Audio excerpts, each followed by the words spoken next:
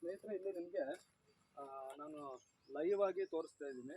Live ಆಗಿ ಅಂದರೆ ಈ ರೀತಿ ಹೀಗೆ ಮಲ್ಕೊಂಡ್ಬಿಟ್ಟು ಗೆರಿಲ್ಲಾ ಯುದ್ಧ ತಂತ್ರ ನೀತಿ ಈಗ ಮಲ್ಕೊಂಡ್ಬಿಟ್ಟು ರೈಫಲನ್ನು ಹಿಡಿದು ಎದುರುಗಡೆ ಟ್ರಿಗರ್ ಮಾಡಿ ಇದ್ದಾಗ ಈ ರೀತಿ ಇಲ್ಲಿ ನೋಡಿ, ಇಲ್ಲಿ ಹೇಗಿದೆ ಅಂತ ಹೇಳಿದರೆ ಈ ಬಂಡೆ ಸಂದು ಮಾತ್ರ ನನಗೆ ಕಾಣ್ತಾ ಇದೆ.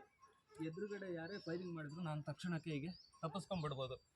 ಇಲ್ಲಿ ನಿಮಗೆ ನಾನು ಲೈವ್ ಆಗಿ ತೋರಿಸ್ತಾ ಇದ್ದೀನಿ. ಇಲ್ಲಿ ನನಗೆ ಎದುರುಗಡೆಯಿಂದ ಯಾರೇ ಕೂಡ ಫೈರ್ ಮಾಡಿದಾಗ ಇಲ್ಲಿ ನನಗೆ ತಾಗೋದಿಲ್ಲ.